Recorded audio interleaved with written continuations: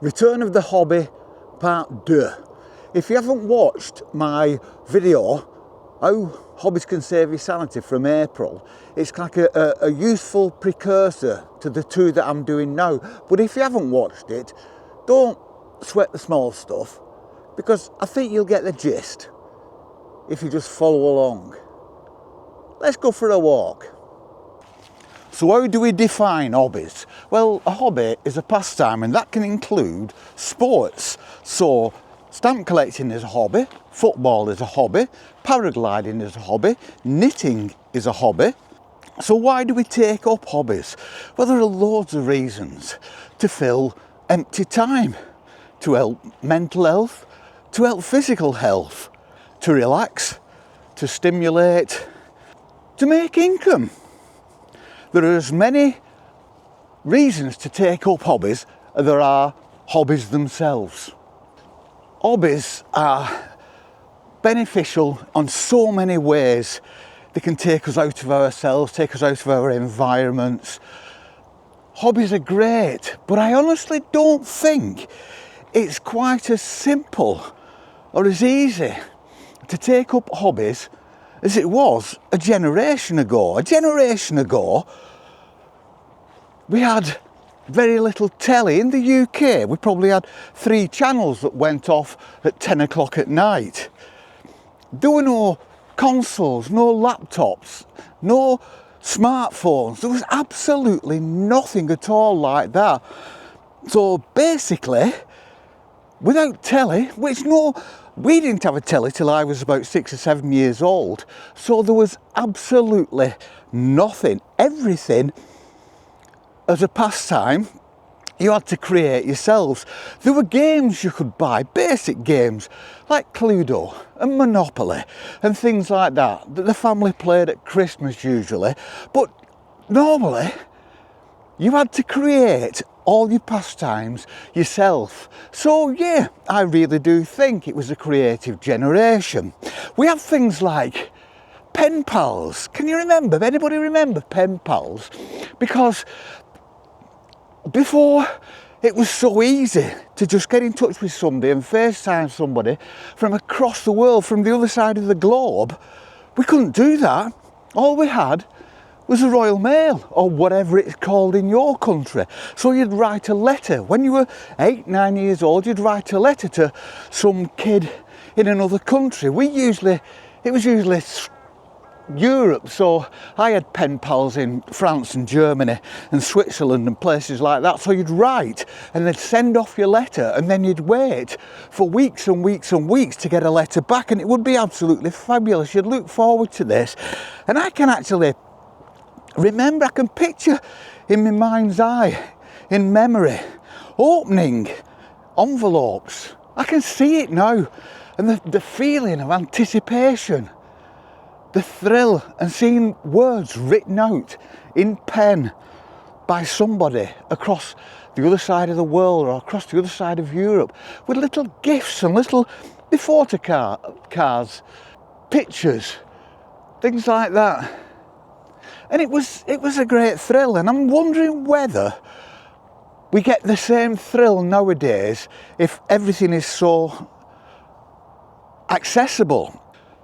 Take up a hobby, but don't think long and hard about what hobby you're going to do, because the hobby will find you, because naturally you will have a natural bent to some kind of creativity or some kind of pastime, some kind of activity that will find you. So drift into a hobby.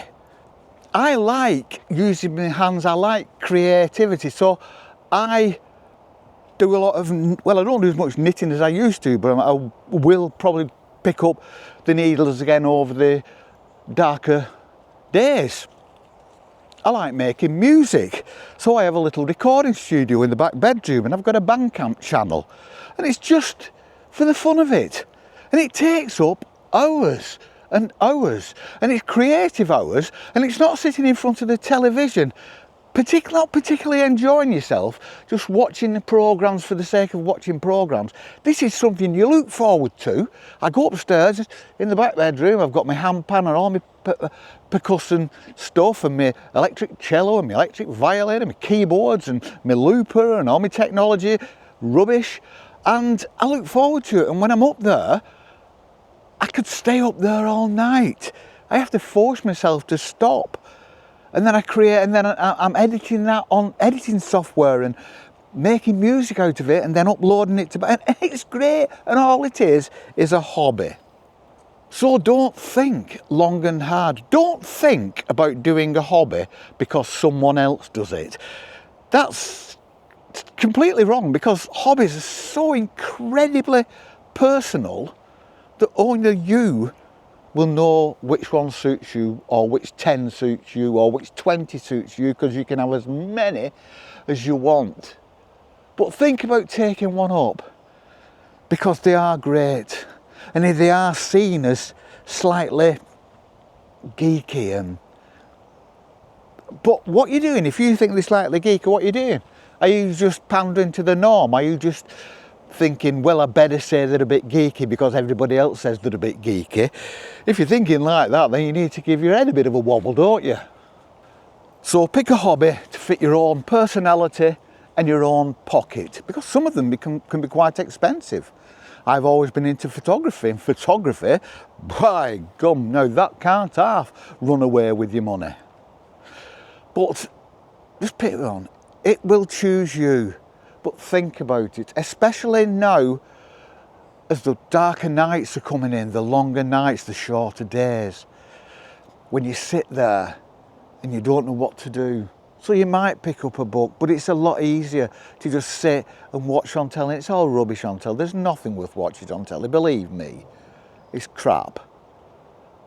Do a hobby. Turn the telly off. Sit in the quiet. Bit of knitting.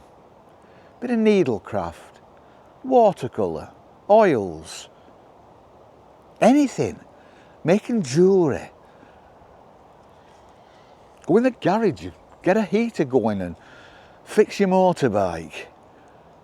Whatever, there are so many things. Go out with your mates. If you're fit enough, there are illuminated leisure centres where you can play five-a-side football or whatever you want to do, play badminton, keep yourself fit, keep yourself going over the winter months. And that's all we've got to say, really. Now, I will link the previous video we did, part 1 of this part 2, and I will link our video from April, because I think they're both worth watching. If you've got a minute, if you've got the time, if you can be bothered, or not, whatever, it's up to you. It was beautiful about half an hour ago here. I can still see blue sky on the horizon, but there are black clouds above us now, and I'm looking into the distance, I'm looking towards the Fylde coast, and it's misty, and that isn't mist, that's rain. The rain is coming our way, but we're going to carry on. And if we get wet, it don't matter, because we can go home, get changed, put the kettle on, put the central heating on, and all is good. So we shall see you on the flip. Peace and love.